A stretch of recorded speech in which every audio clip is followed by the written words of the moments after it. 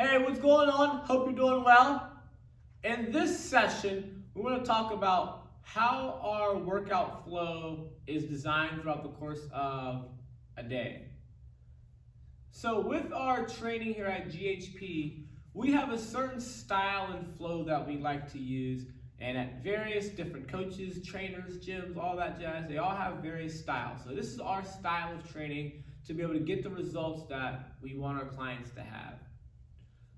I'll go over about 4 different aspects to the training that are, pretty all-encompassing to what we do. The first one is from the beginning to end flow. We use an approach that goes from higher intensity exercises to lower intensity exercises. And what I actually mean by that intensity piece is how much neurological output goes into doing the exercise, which is really all that to say we do skill stuff, skill work, so that's sprinting skills, jumping skills, changing direction skills, plyometrics, those things that require you to have a level of motor learning about movement. So we do a lot of our movement work early on. So being able to teach people how to move and do different things better, or their efforts that are very explosive. So we do all of our movement work and our explosive work at the beginning, right? While people are fresh. We want them to be able to learn and refine their movements while they're fresh, as well as do their explosive work while they're fresh, so they have a high power output.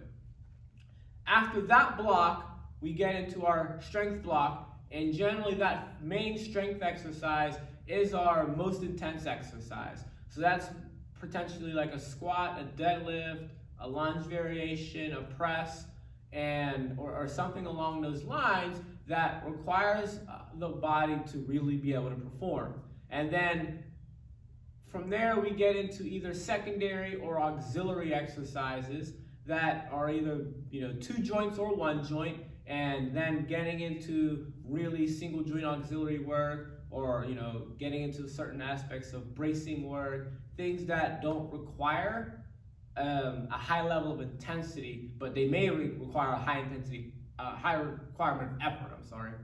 So that's our general flow. Things that require learning, high explosive ability, high strength demands, and then high volume demands as we go down that ladder.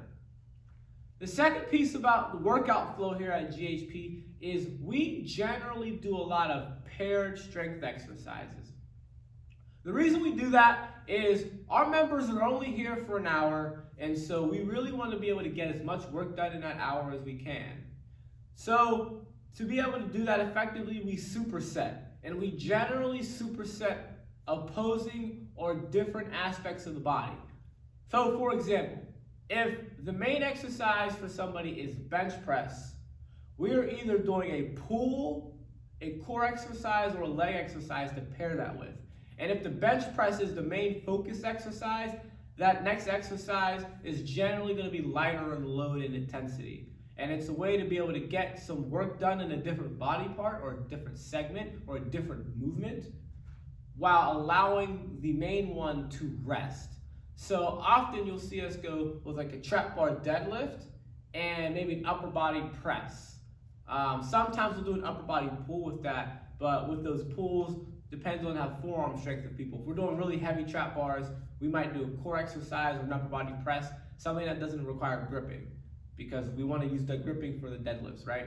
So we're always being able to pair with something that doesn't impede the main exercise, but it still allows us to get work done. Sometimes that's even a stretch.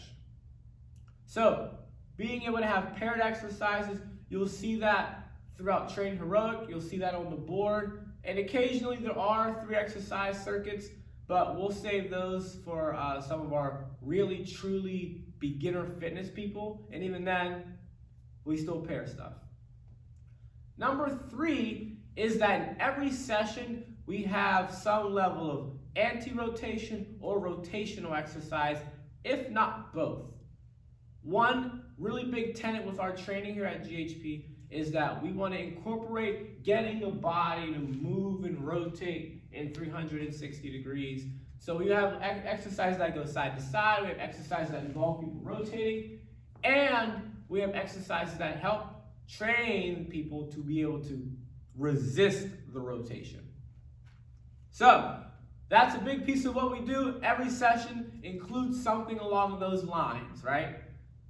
That is included either at the beginning, during the middle of the training block as one of those paired exercises, or at the very end, right? Number 4, the other aspect of what we do here is that almost all days are full body days. Now, that is a consequence of just how people come in here and the type of members that we have and what we aim to do. Many people like to do a traditional bodybuilding style of chest and tris, back and bis, legs on this day, shoulders on that day, abs on this day, and do those things once a week. Well, first of all, our members only come here about on average 2 to 3 times a week. So if they're coming here 2 to 3 times a week, we need to be hitting full body anyways to be able to hit all the muscle groups and different main movements, right? The other aspect of this is we like to treat the body as a global system.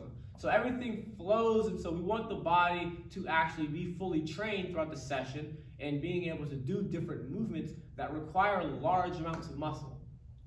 So you'll see a lot of full body work.